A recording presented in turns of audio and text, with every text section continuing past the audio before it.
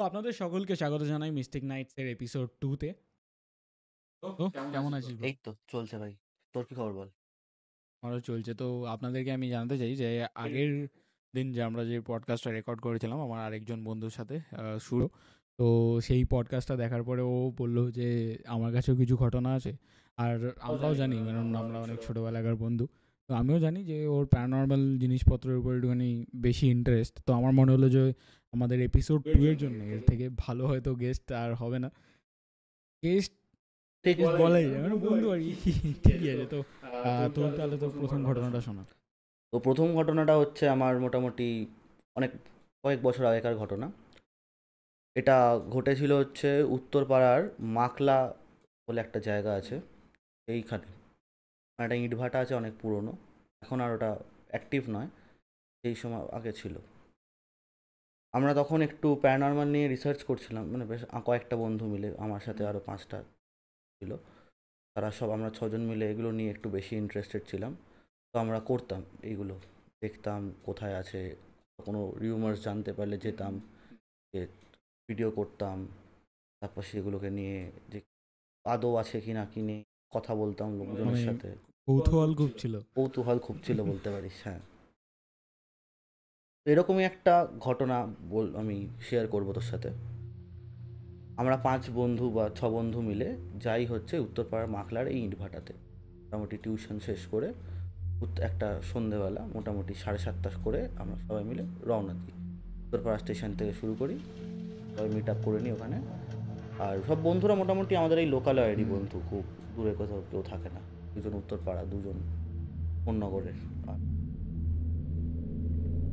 যাই ওখানে যখন ঢুকি তো দেখতে পাই যে একটা মন্দির বাইরে রয়েছে ইনভার্টার গেটের কাছে। দিয়ে গেটটা থেকে ঢুকলাম, ঢুকে একটা বিশাল বড় মাঠ রয়েছে, আর ওখানে অনেক ইঁটের সারি সারি রয়েছে যেগুলো ওরা বানানো হতো একসময়, ওগুলো আর ট্রান্সফারও করা হয়নি।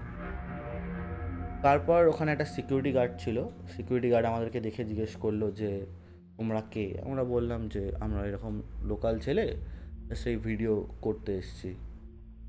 তো আমার মনে হলো যে ওরা কিছু বললো না, সিকিউরিটি গার্ড বললো ঠিক আছে বলে চলে গেল, বললো বেশি ভেতরে যেও না, সাবক্ষোভ থাকতে পারে। আর আমরা গেছিলাম তোর এই গরমকালে, খুব একটা শীতকাল ছিল না। ভেতরে ঢোকার পর ওয়েদারটা একটু ঠান্ডা মনে হলো, যেহেতু গাছপালা ফাঁকা জমি, তো আমরা খুব একটা বেশি কিছু ভাবিনি ওটা নিয়ে। ধীরে ধীরে আমরা ভেতরে ঢোকা শুরু করলাম, ইট যেখানে তৈরি হতো সেগুলো দেখলাম, ইট রাখা রয়েছে সারি সারি, সেই সব দেখলাম। দেখে আমরা ভেতর দিকে যাওয়া শুরু করলাম। এবার যখন ঢুকছি আমার কন্টিনিউয়াসলি কীরকম একটা অদ্ভুত ফিলিং হচ্ছিল যে জায়গাটা ভালো না, কিংবা মানে ভালো লাগছে না আজকে করতে, ভিডিও না হয় পরে করব, অন্য সময় আসবো আমরা, কীরকম একটা অদ্ভুত এরকম নেগেটিভ টাইপের ফিলিং আসছিল আমার মধ্যে কন্টিনিউয়াসলি। বাট বাকিদের এক্সাইটমেন্ট দেখে আমি ওদেরকে আর আটকানোর চেষ্টা করিনি, বললাম ঠিক আছে চল দেখাই যাবে তবে, সবাই আছি তখন, ইয়ং বয়স, রক্ত গরম। বুঝতে পেরেছি। তো আমরা এগোই ভেতর দিকে। ভেতর দিকটা বেশ জঙ্গল এরিয়া টাইপের, এমন নর্মাল ইটভাটার ভেতর নয় যে শহরের যেরকম ফ্যাক্টরি টাইপের, ওরকম ফ্যাক্টরি টাইপের ওটা ঠিক জায়গাটা নয়। বেশ গাছ ফাছ প্রচণ্ড পরিমাণে, ভেতরে 2টো পুকুরও ছিল ইভেন। তো আমরা ইটভাটার ভেতরে ঢুকি, দিয়ে ইটভাটার যে সীমানাটা ক্রস করার পর জঙ্গল শুরু হয়। তো আমাদের কি মনে হলো যে বললো, একজন বললো তো জঙ্গলটা দেখে আসি, ইটভাটাতে তো কিছু সেরকম নেই, এরকম ভিডিও হচ্ছে, তারপর এই দেখুন এরকম এরকম যেমন ভিডিওতে কমেন্ট্রি। ভিডিওটা কি আছে এখনো? ভিডিওটা এখন হয়তো খুঁজলে আর্কাইভসে পাওয়া যেতে পারে, বাট ওদের এত ভয় লেগেছিলো অ্যাট দি এন্ড, কেন লেগেছিলো বলবো, বাট এমন সিন হয়েছিল যে আমাদের তারপর থেকে আমরা আর করিনি কোনো দিন এইসব জিনিসগুলো, বাজে একটা এক্সপিরিয়েন্স হয়। তো আমরা তারপর ঢুকি ভেতর দিকে ভিডিও করতে করতে, দিয়ে জঙ্গলটাতে আমরা প্রবেশ করি। প্রবেশ করার পর কী হয়, এরকম মাঝখান দিয়ে একটা সরু রাস্তা রয়েছে, দুধারে পুকুর। ওই রাস্তাটার মধ্যে প্রচুর সাপের গর্ত মনে হলো দেখে, যেগুলো বুঝলাম না। আমরা হেঁটে হেঁটে ভেতর দিকে যাওয়া শুরু করলাম, অনেকটা রাস্তা এগোলাম, এগোনোর পর মোটামুটি একটা বড় বট গাছ এলো। ওই বট গাছটা ওরকম শুরু মানে মোটামুটি একটা দোয়ারের মতন দাঁড়িয়ে রয়েছে। তারপর বাঁদিকে সামনে আর কিছু নেই, পুরো গাছপালায় ঢাকা, আমরা বুঝতে পারলাম না। আর ওই গভীর ঢোকার মতন আমাদের কারোরই কোনো ইকুইপমেন্টস বা সাহস কারোরই ছিল না, কারণ এক জঙ্গলের মধ্যে যা খুশি পোকা মাকড় অনেক কিছু থাকতে পারে, সাপ খোপ। তো ওই আমরা রিস্ক নিইনি। আর বাঁ দিক দিয়েও একদম ঘন জঙ্গল। ওই ঘন জঙ্গলটা দেখে লিটারালি এত ভয় লেগেছিল, গায়ে কাঁটা দিয়ে দিয়েছিল রীতিমতো। পুরো ডেন্স জঙ্গল আর প্রচণ্ড অন্ধকার জায়গাটা, প্রচণ্ড অন্ধকার। আমরা ফ্ল্যাশ লাইট দিয়ে ইভেন দেখতে পাচ্ছিলাম না, ক্যামেরাতে আমরা পরে চেক করেছিলাম, পুরোই ওই অন্ধকার, কিছু দেখা যাচ্ছে না, ব্ল্যাক একদম। তো আমরা ভাবি যে না, আর এর ভেতরের দিকে ঢোকাটা আমাদের উচিত হবে না, কারণ হারিয়ে যেতে পারি। যার পথ না পেলে মোবাইলের সিগন্যাল তো আসছে না এমনিতে ওখানটাতে, কারণ কি গাছপালার জন্য, জানি না কেন, বাট আসছিল না কোনো ফোনের সিগন্যাল টিগন্যাল কিচ্ছু আসছে। তো অতটা স্টেশন বা লাইনের পাশে ওখানে গাছপালা যতই থাকুক তারপরেও সিগন্যাল আসছে না। তার মানে আমার তো মনে হয় এখন, যদিও আমাদের বয়স বেশি, তো এখন আমরা বুঝতে শিখেছি, কিন্তু ওই সময় সিগন্যাল আসছে না, ওটাও কিন্তু একটা সিগন্যালই ছিল আমার মনে হয়। ছিল তো, বাট আমরাও তো তখন ইয়ং, কারোরই কোনো ওরকম প্রায়ার এক্সপিরিয়েন্স, আমরা যতগুলো জায়গাতে গেছিলাম সেরকম কোনো কেস আমাদের সাথে হয়নি, তো আমরা জেনারেলি বুঝিনি যে ফোনের সিগন্যাল না। তারপর দেখ, স্টেশনে ট্রেনে যাওয়ার সময় অনেক সময় সিগন্যাল থাকে না আমাদের, আমাদেরও মনে হয়েছিল যে হয়তো রেল লাইনের কাছে জায়গাটা, তো হয়তো মেবি ইলেকট্রিক ওয়েভসের জন্য প্রবলেমটা হচ্ছে। ফোনের সিগন্যাল কারোরই ছিল না, তো আমরা ও বললাম ঠিক আছে থাক, কাউকে ফোন করতে পারবো না, প্রবলেমের মধ্যে আটকে যাবো, দরকার নেই।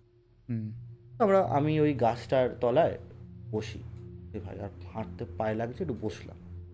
বসে তারপর এদিক ওদিক দেখছি, বলছি যে গাছটা অনেক বড়, বেশ সুন্দর, অনেক মোটা ফ্রুটসগুলো। তো একটা বন্ধু হঠাৎ করে, মানে যে ওই উত্তর পাহাড়ি যে ছেলেটা, সে বলল, জানিস এইখানে জায়গায় অনেক এক সময় প্রচুর ইল্লিগাল কাজকর্ম হতো এইখানে। ইভেন একটা মেয়েকে, ওরা বলছে যে আমি শুনেছি যে এখানে একটা মেয়েকে নাকি রেপ কাছেই টাঙিয়ে দিয়েছিল, পুলিশ পরে খুঁজে পায়। এটা শুনে প্রচণ্ড পরিমাণে একটা হঠাৎ দমানো ভয় আমার মধ্যে যেন প্রবেশ করলো, গোটা গা কাটা দিয়ে উঠলো, খুব মানে প্রচণ্ড ভয় লাগলো আমার সেই মুহূর্তে। মানে ওটা আমি তোকে বলে বোঝাতে পারবো না যে ভয়টা আমার মধ্যে দিয়ে সেই মতো লাগলো। সঙ্গে সঙ্গে গাছ থেকে উঠে দাঁড়িয়ে পড়লাম সাইডে, যে দরকার নেই বসার, কোনো দরকারই নেই, ছোঁয়া লাগানো দরকার নেই। উঠে একটু পেছনে সরে এলাম।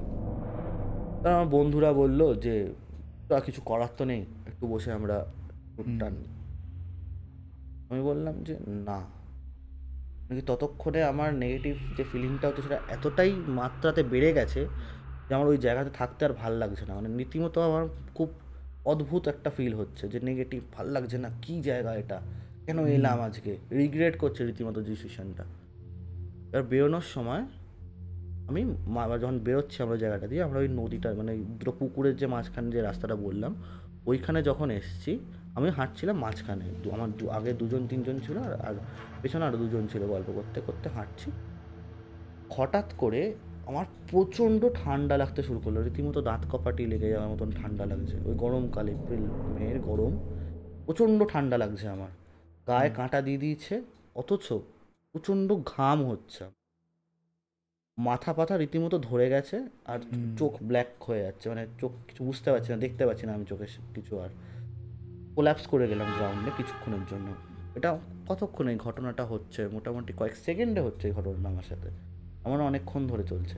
কয়েক সেকেন্ডে গা কাটা দিয়ে উঠলো পুরো, আমি এরকম কাঁপছি রীতিমতো, আর তার সঙ্গে গোটা মাথা ভারী হয়ে রয়েছে, মানে প্রচণ্ড ভার হয়ে রয়েছে মাথাটা, মনে হচ্ছে কিছু রয়েছে আমার মাথায় চাপানো।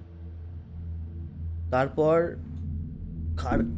ঘামও হচ্ছে ওরকম লেভেলে প্রচণ্ড পরিমাণে। হঠাৎ করে ধর তুই খেললি একটা ভালো ফুটবল ম্যাচ, তখন তো যেরকম ঘাম হবে, ওরকম জামা ভেজানো একটা ঘাম হচ্ছে আমার, বুঝতে পারছি না কিছু। বন্ধুরা ততক্ষণে এসে আমাকে ধরেছে, কী হয়েছে কী হয়েছে, ওরা রীতিমতো কাঁধে করে নিয়ে তুলে ইট ভাটাতে আবার আমরা ঢুকলাম জঙ্গলটা থেকে বেরিয়ে, গিয়ে বসালো আমাকে।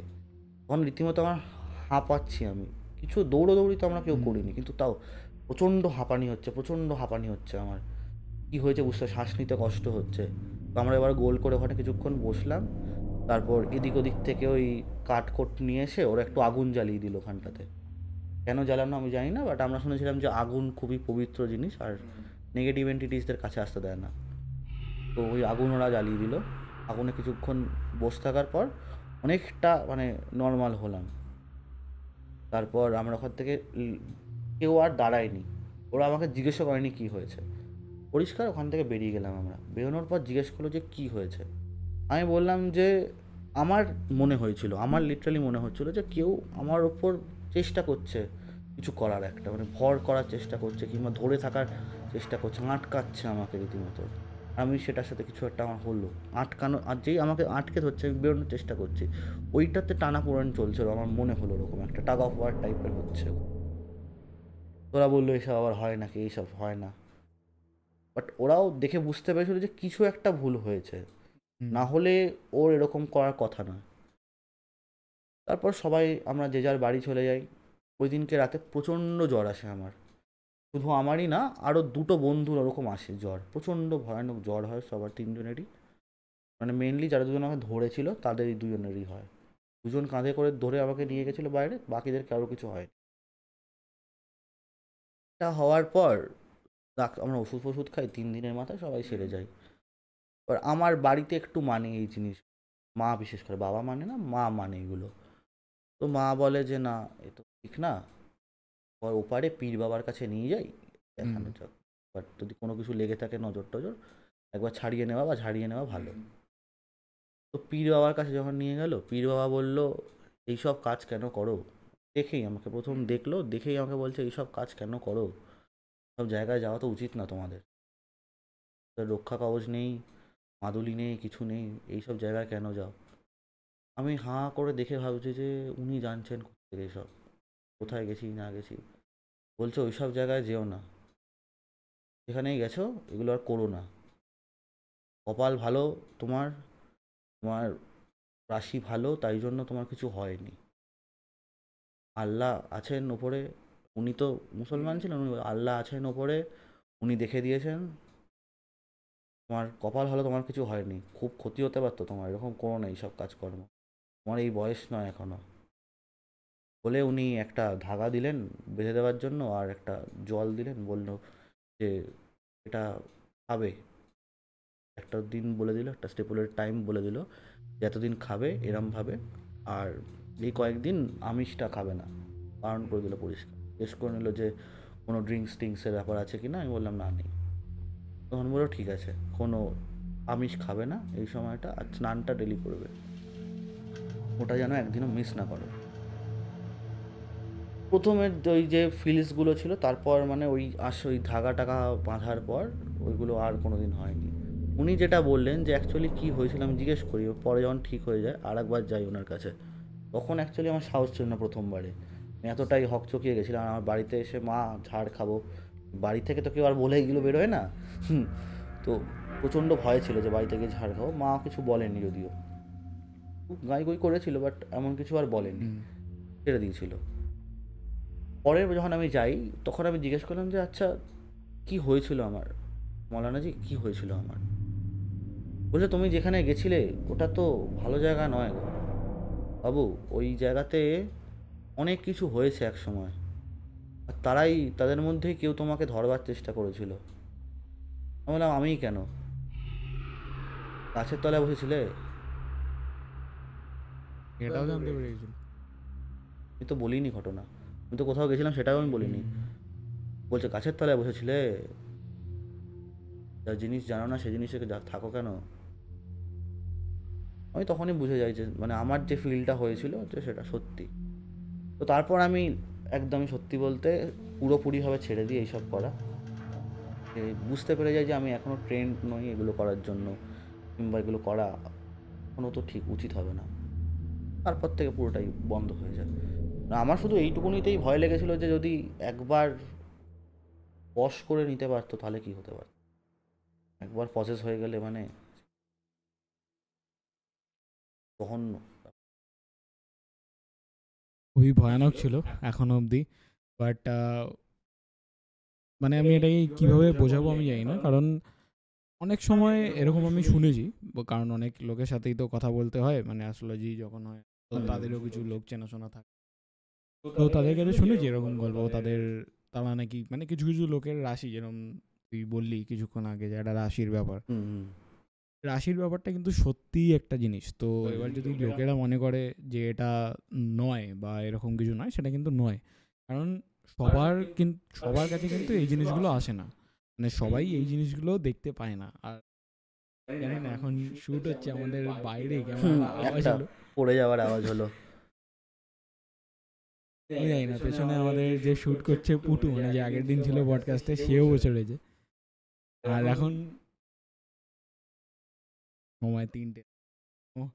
ডেভিলস আওয়ার বলা হয় 3টেকে বেসিক্যালি। ঠিক আছে, আমরা হতেই পারি ভুল করে পড়ে, যাই হোক, ঠিক আছে, সাইডে আমরা এই ব্যাপারটাকে রাখি, কিন্তু জিনিসটা খুবই ন্যাচারাল নয় মনে হচ্ছে। যাই হোক, তো এবার যেটা আমরা বলছিলাম অ্যাস্ট্রোলজিতে, তো এবার মেন জিনিস কি হয়েছে যে অ্যাস্ট্রোলজিতে যখন আমরা দেখি অনেকের চার্টে, যেরকম আমি আগের দিনকেও জানিয়েছিলাম, অনেকের চার্টে এরকম কম্বিনেশনস থাকে যারা এগুলো ফিল করতে পারে, কারণ সবাই পারে না। যখন ফ্রিকোয়েন্সিস ম্যাচ হয়ে যায় ওই সিচুয়েশন, মানে ওই জায়গার সাথে, যখন ওই যে যাচ্ছে তার যদি ফ্রিকোয়েন্সি ম্যাচ হয়ে যায়, তখন কিন্তু তার হ্যাঁ, এই মানে একটা দেখার ব্যাপার আছে। সম্ভাবনাটা বেশি। আর সেই ফ্রিকোয়েন্সিগুলোও কিন্তু ব্রহ্মাণ্ড থেকেই আসে, কারণ সব কিছুই ফ্রিকোয়েন্সি বেসড যদি আমরা বলি, আর এটা হ্যাঁ, অ্যাকচুয়ালি সায়েন্টিফিক্যালি প্রুভ। তোর এই প্যারানর্মাল ইনভেস্টিগেশনসে যখন আমরা বা আগে অ্যাকচুয়ালি যারা যায় ইনভেস্টিগেট করতে, তারা এই ইলেকট্রোম্যাগনেটিক যে ফ্রিকোয়েন্সি যে মিটারটা হয়, ইএমএফ, ওইটাকে নিয়ে যায় ওরা।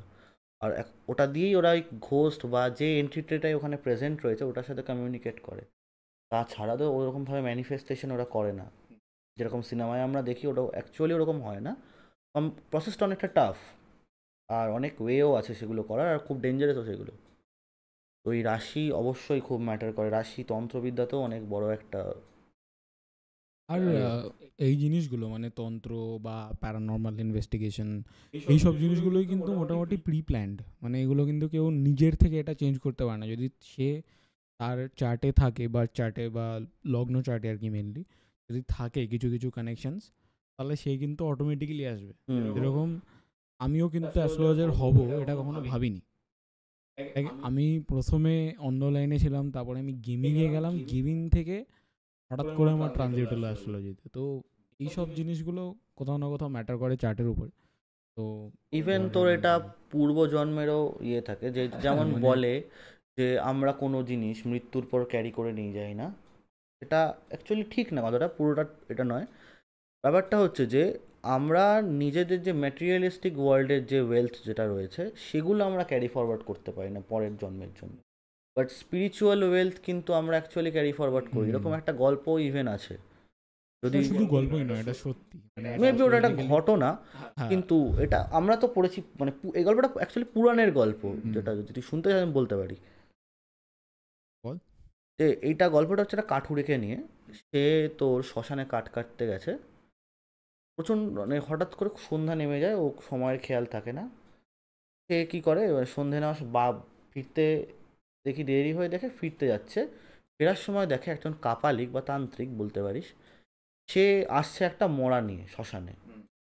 সে প্রচণ্ড ভয় পেয়ে যায়, ভয় পেয়ে একটা গাছের ওপর উঠে বসে পড়ে। এইবার এসে তারপর দেখতে থাকে যে তান্ত্রিকটা কি করছে। তো দেখে তান্ত্রিকটা ওই শবের ওপর বসলো, বসে তোর অনেকগুলো জিনিস বের করলো, মদ ছিল তার মধ্যে, আর বাকিগুলো সে বুঝতে পারলো না। দিয়ে হোমের আগুন জ্বালিয়ে একটা মন্ত্র বিড়বিড় করে কন্টিনিউয়াসলি পড়তে শুরু করলো। হঠাৎ করে একটা চিতাবাঘ এসে তান্ত্রিকটাকে মেরে দিয়ে চলে গেল।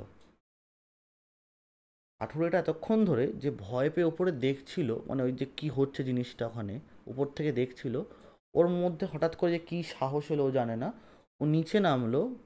আর সেম প্রসেস যেটা ও এতক্ষণ ধরে দেখছে, যে মন্ত্র জাপটাও এত ঘন্টা ধরে দেখলো, ওই মন্ত্রটা মুখস্থ হয়ে গেছিলো, বীজ মন্ত্র ছিল কোনো একটা, ওটাও নিজেই করতে শুরু করলো। 7বার মন্ত্র উচ্চারণ করার পর মা দেখা দিলেন ওকে, সিদ্ধি লাভ যেটা আমরা বলি, মা দেখা দিলেন। তো মাকে ও জিজ্ঞেস করলো যে মা, এতক্ষণ ধরে ওই তান্ত্রিক বসে বসে এতবার আপনাকে ডাকলো, কই আপনি তো এলেন না। আর আমি একজন কাঠুরে হয়ে কোনো দিন তন্ত্রবিদ্যা করিনি, নাই আমার কোনো ফ্যামিলির কেউ তন্ত্রবিদ্যার মধ্যে ছিল, তাহলে আপনি আমাকে 7বার উচ্চারণে দেখা দিলেন কেন? তখন মা ওনাকে বললেন যে দেখো, আগের জন্মে যখন তোমার 7টা মন্ত্র উচ্চারণ বাকি ছিল তখন তুমি মারা যাও, তাই জন্য এই জন্মে তোমার ওই 7টা উচ্চারণের পরেই আমি এসে গেছি। তো এই যে এটা গল্পটা, এটা হচ্ছে বেসিক্যালি তোর যে স্পিরিচুয়াল যে তোর ওয়েলথ, তুই তো ধর এই জন্মে মেডিটেশন করে সিদ্ধি করে যে ওয়েলথগুলো করেছিস সেটা তোর পরের জন্মেও আসবে যদি তুই আবার মানুষ রূপে জন্মাস। এটা আমিও শুনেছিলাম এর আগে গল্পটা, আর এটা কিন্তু মানে সত্যি কথা যে এই আগের জন্মে যারা মানে তারা মানে, তারা এবার মানে যারা মানে না তাদেরকে আর কি বলা যাবে। তো আপনারা যা মানেন তাই মানুন। তো ছিল যেটা তুই আমাকে বলছিলি আর কি, যেটা তোর কোনো একজন চেনাশোনা রিলেটিভের সাথে হয়েছিল প্রতিজনের, মানে তুই বলছিলি যে তোর সাথে হয়েছিল, তারপরে তুই আমাকে বলেছিলি তার সাথেও বোধহয় হয়েছিল। তো সেটা একবার শোনাতে হলো অডিয়েন্স। হ্যাঁ নিশ্চয়ই। তো আমার সাথে যেটা হয় সেটা তো আমি পসেস হইনি, যেমন অলমোস্ট হব সেই স্টেটে ছিলাম। আর এই ক্ষেত্রে হয়েছিল যে পসেস হয়ে গেছিল। সে কে পসেস করেছিল সেটা তান্ত্রিক বলেননি কাউকেই। তো এটা হয় হচ্ছে আমার মায়ের একটা বন্ধু আছে তার ভাইয়ের সাথে। সেই ভাই গাড়ি চালায়, সে অনেক জায়গাতে যায়, সেখান থেকে এসছিল। তান্ত্রিক বলেছে সেখান থেকে আসেনি, আমরা প্রথমে ভেবেছিলাম সেখান থেকেই এসছিল। তো কি হয়, হঠাৎ করে ওনার বিয়ে টিয়ে হলো। বিয়ের পরে আমি ওনার একটা নাম দিয়ে দিচ্ছি, ধর ওনার নাম সাপোজ রাহুল ধর। হুম। তো এই রাহুল যখন তোর বিয়ে টিয়ে সব কিছু করে ফিরে এসে মোটামুটি হানিমুন টানিমুন ফেস কমপ্লিট হওয়ার পর একদিন বেরোয় কাজ থেকে বেরিয়ে এসে হঠাৎ করে খুব বাড়ি আসার পর থেকে খুব অদ্ভুত বিহেভ করতে শুরু করে দেয়। বুকটা লাল হয়ে রয়েছে, গলা চেঞ্জ হয়ে গেছে, বউকে উল্টোপাল্টা ভাষা বলছে, মাকে উল্টোপাল্টা ভাষা বলছে, তাণ্ডব করছে যেন, মানে জিনিসপত্র ভাঙচুর করছে, যাই খেতে দিতে ছুঁড়ে ফেলে দিচ্ছে, ধাক্কা মারছে সবাইকে, কন্ট্রোল করা যাচ্ছে না। প্রথমে ভাবে যে হয়তো ড্রিঙ্ক করে এসছে তাই জন্য সেন্স নেই, ঘুমালে পরের দিন হয়তো ঠিক হয়ে যাবে। ঘুম থেকে যখন সকালবেলা ওঠে তখন জিনিসটা নর্মাল, দেখে যে না কিছুই হয়নি। তখন ওরা ভাবে যে না হয়তো কিছুই সত্যি। তো কী হয়, আবার পরের দিন রাত্রিবেলা সেই 8টা 8:30টার পর থেকে হঠাৎ করে আবার ওই রূপ, চোখটা লাল হয়ে যাচ্ছে, আবার গালাগালি খিস্তি করছে। এদিন কিন্তু বাড়িতেই ছিল, কোথাও যায়নি। সবাইকে গালাগালি খিস্তি করছে, মাকে উল্টো পাল্টা বাজে বাজে কথা বলছে, বউকে বলছে। যে বাজে বাজে কথাগুলো আমি বলবো না এখানে কি বলেছে, বাট প্রচণ্ড নোংরা বলেছে। এদিক ওদিক তোড়ফোড় করছে, ভগবানের ছবি এনে এসে ভেঙে দিল, তারপর দরজা ভাঙার চেষ্টা করছে, টিভি ভেঙে দিচ্ছে। তো এবার কি হয় যে প্রচণ্ড বউ তো প্রচণ্ড ভয় পেয়ে যায়, যে বুঝতে পারে যে কিছু একটা তো হয়েছে, আজকে তো কিছু খায়নি, তাহলে কী করে হয়। মা ফোনে এবার রাহুলের দিদিকে ফোন করে, যে বলছি এরকম সিন হয়েছে, এরকম করছে বুঝতে পারছি না, তোরা আয়। এবার রাহুলের দিদির যে হাজব্যান্ড সে বেশ একটু হাট্টা কাট্টা শক্তিশালী একজন লোক, সে আসে, সে এসে মানে শক্ত করে ধরে বেঁধে বিছানাতে শোয়ায়, শুয়ে হাত ফাত ধরে রেখে দেয় একদম, দিয়ে জিজ্ঞেস করে কি হয়েছে কি হয়েছে। গলার ভয়েসটা পুরো চেঞ্জ হয়ে গেছে তখন, যে ভয়েসে কথা বলে তার তুলনায় আরও ভারী একটা আওয়াজ বেরোচ্ছে, আর মনে হচ্ছে না গলা ফেটে বেরিয়ে আসবে, মানে এই যে জায়গাগুলোতে ঘর করে একটা যে আওয়াজটা হয় ওরকম গলার আওয়াজটা টোনটা আসছে। চোখ দেখে মনে চোখ ঠিকরে বেরিয়ে আসবে এরকম, আর লাল চোখ, পুরো যে সাদা জায়গাটা আমাদের পুরোটা লাল হয়ে গেছে। ওরা দু একটা তান্ত্রিককে দেখায়, তান্ত্রিকরা এসে দেখে ওকে, হোমযজ্ঞ করে, বাট কিছুতেই কিছু হচ্ছে না। তারপর ওরা একবার ওকে নিয়ে তারাপীঠে যায়। তারাপীঠ থেকে ঘুরে আসার পরেও কিছু হয় না, কিন্তু ওখানে একটা তান্ত্রিকের সাথে দেখা হয়। সে তান্ত্রিক দেখে বলে যে আমি বুঝতে পেরেছি, আমি একবার আপনাদের বাড়ি যাব, বাড়িটা একবার দেখব। ঠিক আছে, তো আসে, এইটা তো হচ্ছে, ওকে রীতিমতো 8টা 8:30টার পর থেকে একটা ঘরে বন্ধ করে দেয়, খাবার দিয়ে বন্ধ করে দেয়। কেউ খায় কখন ছুঁড়ে ফেলে দেয় কেউ জানে না। পরের দিন সকালবেলা উঠে দেখা যায় যে ওটা ঘর তছনছ অবস্থায় রয়েছে। তো ওরা লোক ডেকে আসবাবপত্র যা আছে সব বের করে নেয় ওখান ঘর থেকেই, তারপর থেকে ঘরে আটকে দেয়, ওই মোটামুটি 7টা 7:30 হলে ঘরে বন্ধ করে দেয়। আর তারপর থেকে দেখা যায় যে ওই যে এন্টিটিটা যে ভর করেছে সে সবসময় ওর বডিতে দেখা দিচ্ছে, যখন তখন দেখা দিচ্ছে। সকালবেলা তো ইভেন ওই অবস্থা, হাত পা বেঁধেই রাখতে হয়। ওরা প্রথমে তো বুঝতেই পারেননি যে এটা এরকম একটা গল্প। আর প্রথমে ভেবেছিল কোনো হিস্টেরিয়ার কোনো কেস হবে হয়তো, যে তার ডাক্তার তো দেখেছে অবশ্যই, তারপরেই ওরা তারাপীঠ যায়, এমন না যে আগে ডাক্তার না দেখিয়ে গেছে ওরা তারাপীঠে। দেখ কী করবে, কোন বা এরা করবে এরকম, এগুলো বোঝা যায় না, ঠিক আছে। আর যারা পুরোনো দিনের লোক হয় এরা এগুলো মানেও একটু বেশি আমাদের তুলনায়।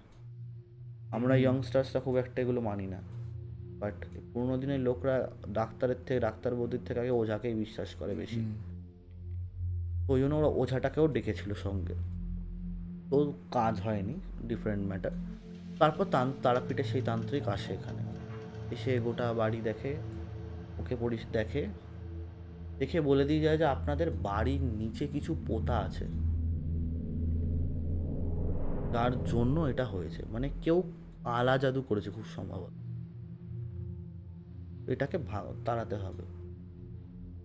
তো ও জিজ্ঞেস করে যে কী করতে হবে, উনি একটা ফর্দ দিয়ে দেন যে এই জিনিসগুলো আমার লাগবে, এই এত তারিখে লাগবে, কোনো একটা চন্দ্রী কিছু একটা ছিল, কোনো একটা তিথি ছিল, সেই তিথিতে উনি একটা হোম করবেন, আর একটা বলে বলে ঠিক আছে হবে। তারপর যেই তিথি যখন এলো, সেই তিথিতে উনি একদম হোমযজ্ঞ শুরু হলো বাড়িতে, ওনাকে ধরে ওই ছেলেটাকে ছিল রাহুল, ওকে ধরে একদম বসানো হলো শক্ত করে, হোমযজ্ঞ চলছে, আর ও তো যা তা বলছে, একদম কোনো ঠিক নেই যে কী বলছে, মানে এতটাই নোংরা বলছে যেটা সেন্সার বোর্ডও মানে সেন্সার করে দেবে রীতিমতো। তো সেই সব শোনার পর এইসব পুরো হোমযজ্ঞ হলো, উনি তারপর হঠাৎ করে এটা শান্ত হয়ে এলো, হঠাৎ করে খুব শান্ত হয়ে গেল, মিড নাইট ক্রস করার পর শান্ত হয়ে এলো। আর ওই তান্ত্রিক একটা কলস দিল, বললো এইটাকে পুঁতে দেবেন মাটিতে, মধ্যে যেটা রয়েছে সেটাকে কিছু করবেন, এটাকে পুঁতে দেবেন, খুলে দেখবেনও না, একবার পুঁতে দেবেন, আর ওই জায়গাটাতে কাউকে যেতে দেবেন না। কিন্তু ওরা বলে ঠিক আছে পুঁতে দেবো। এবার তান্ত্রিক পরের দিনই পুঁততে বারণ করেছিল, কয়েকটা দিন একটা তিথি বলে গেছিলো যে এই সময় এই টাইমেই আপনি পুঁতবেন, অনেক রকম নিয়ম পিয়ম থাকে ওদের, আমি তো জানি না ওরকমভাবে, বাট থাকে এরকম অনেক নিয়ম, এই সময় পুঁততে হবে, এতটাতেই পুঁততে হবে, এতটা গর্ত হতে হবে, তবে এগুলো হওয়ার পর ওদেরকে তিথি বলে দিয়ে যায়, কোন দিনে পুঁততে হবে বলে দিয়ে যায়। কিন্তু এই যে ধর ছেলেটা ঠিক হয়ে গেল, তারপর এবার তোর মনে হবে যে ঠিক হয়ে গেছে, আর এগুলো করার কি দরকার আছে, যা আছে সব তো ঠিক আছে, কোনো সমস্যা নেই, তোরা ওই কলসটা পুঁততে ভুলে যায়। তান্ত্রিক বারবার বলে গেছিলো যে কলসটা পুঁতে দেবেন, কিন্তু ওরা পুঁততে ভুলে যায়। এবার ওদের তারপর বাড়িতে একটা কোনো ছোটো পার্টি টাইপের ছিল, এই সময় কেউ কলসে কারো পা লেগে যায়, যে কলসটা উল্টে যায়, যে কলসটার যে কোনটা সোজা কোনটা উল্টো দিক সেটা বুঝতে পারেনি, ওরকম উল্টো করে রেখে দিয়ে চলে গেছে। পরের দিন হঠাৎ করে সকালবেলা উঠা থেকে, ওই দিনকে রাহুলের বেরোনোর কথা ছিল একটা অন্য কাজে গাড়ি নিয়ে, বেরোনো তো চুলোয় রীতিমতো বাড়িতে তুলকালাম কাণ্ড চলছে। ঘুম থেকে উঠে থেকে বউকে মারধর করছে, বাবাকে মারধর করছে, মাকে উল্টো পাল্টা কথা বলছে, যা নয় তাই জিনিসপত্র ছুঁড়ে ছুঁড়ে মারছে। তখন সঙ্গে সঙ্গে দিদিকে ফোন করা হলো, দিদিকে ফোন করে বললো আসো ইমিডিয়েটলি, এই করছে, আবার ওর মধ্যে আবার দেখা দিয়েছে, যে সঙ্গে সঙ্গে পুরো রীতিমতো ওকে আবার ওই জামাইবাবু আর বাবা মিলে ধরে বেঁধে ধরে একদম ঘরে ঢুকিয়ে একদম বেঁধে দেয় হাত ফাত। মা নিচে গিয়ে দেখছে, দিদির তখন মনে পড়ছে কলসটা তোমরা পুঁতেছিলে, মা তখন নিচে এসে দেখে যে কলসটা পুঁতেই, কলসটা ওরকম খোলাই রেখে দিয়েছে, আর কলসটা উল্টো। তখনই ওরা বুঝতে পারে আচ্ছা এই জন্য আবার হচ্ছে, মানে ওই এন্ট্রিটা আবার ভর করেছে। এবার দেখ, মানে আমি যতদূর এগুলো পড়েছি বা এই পজিশনের কেস দেখেছি, একবার যদি তুই পসেস হয়ে যাস তখন তোর বডিটা কন্টিনিউয়াসলি হাউস হয়ে যায় একটা বেসিক্যালি সোলদের জন্য, তখন যে কোনো এন্টিটি আসতে যেতে পারে, আমাদের যে বাইরের অরাটা হয় ওটা ডিপ্লিট হতে শুরু করে, তখন একবার কোনো এন্টিটি ঢুকে পড়লে ভেদ করে, ওর ক্ষেত্রে ওটাই হয়েছিল, কলস, হ্যাঁ, আর একটা এন্টিটি এসে বসে পড়েছে ওর জায়গায়, এই ওখানে ও ছাড়বে না বডি, তখন আবার সেই অতি কষ্টে ওরা তারাপীঠ আবার যায় তান্ত্রিককে খোঁজার জন্য, বাট পায় না, ওই তান্ত্রিককে আর পাওয়া যায় না অতি কষ্টে। তারপর ওরা অন্য একটা তান্ত্রিকের থেকে অন্য কয়েকজনকে জিজ্ঞেস করে আবার ওনার নাম্বার পায়। উনি তখন আবার আসেন, এসে আবার ওরকম একটা মন্ত্রপুত কলস বানিয়ে পরিষ্কার দিয়ে যায়। এটাকে তিথিও বলে দিয়ে যায় যে পুঁতে দেবেন, কিন্তু আবার আলটিমেটলি যেইকে সেই, ওরা পুঁততে ভুলে যায়। কিন্তু এইবার ওটা পরে দেখা যায় যে অ্যাকচুয়ালি কেউ ইন্টেনশনালি কলসটাকে উল্টে দিচ্ছিল। যেই সময় উল্টাতে যাবে, ওই রাহুলের মা দেখতে পেয়ে যায়, কলসটা নিয়ে মাটি খুঁড়ে সঙ্গে সঙ্গে ওখানে পুঁতে দেয়, তিথি ফিথি না মেনে পুঁতে দেয়। আর ওই জায়গাটাতে যেতেই বারণ করে দেয় সবাইকে, মানে আর কোনো মানে অ্যাকচুয়ালি জায়গাটাতে দেখে যে কোনো দিন কোনো কুকুর বেড়ালও ওইদিকে যাচ্ছে না। এখন ওরা দেখেছে যে কোনো কুকুর বেড়াল ব্যাং ফ্যাংও ওইদিকে নাকি যায় না, ওই যেখানটাতে পোতা রয়েছে, ওদের বাড়ির একটা কোণে পোতা রয়েছে ওটা। তারপর তো আরও পরে হোমযজ্ঞ করে পুরো বাড়ি টাড়ি ওরা বাঁধায় অ্যাকচুয়ালি। তারপর ভাইকে তারপর মানে রাহুলকে অ্যাকচুয়ালি তারপর তারাপীঠে নিয়ে যাওয়া হয়, পুজো দেওয়ানো হয়, কবচ টবচ এখনও বাঁধা রয়েছে। বাট হ্যাঁ, এটা এই রকম পজিশনের কেস ঘটেছিল ওর সাথে, যে মানে গলার ভয়েস চেঞ্জ হয়ে যাচ্ছে, গায়ে অসুরের মতন জোর চলে আসছে, চোখ ঠিকরে বেরিয়ে আসছে, লাল হয়ে উঠছে, কাউকে চিনতে পারছে না, উল্টো পাল্টা কথাবার্তা বলছে, মানে কোনো অসঙ্গতি রয়েছে কথাবার্তার মধ্যে প্রচণ্ড পরিমাণে। ওই তারপর দেখ মানুষ তখন যখন ঠিক হয়ে গেল, আবার অথচ মানুষ এতটাই ভুলো মনের যে ওই যে কলসটাকে ওটাকে ফেলতেই মানে পুঁততে ভুলে গেছে। হুম। তো অসাধারণ কিছু ঘটনা, তার জন্য থ্যাংক ইউ। আর অবশ্যই আপনারা কমেন্টে লিখুন যে কেমন লাগলো ঘটনাটা। তো ও তো আসতেই থাকবে, কারণ আমাদের অনেক পুরনো বন্ধু, তো চলেই আসবে আশা করি। আমি জানি অফিসের একটু চাপ থাকে। হ্যাঁ, না নিশ্চয়ই আসবো, নিশ্চয়ই আসবো। তো ঠিক আছে, তো আজকের জন্য থ্যাংক ইউ সো মাচ। আবার দেখা হবে। একদম একদম।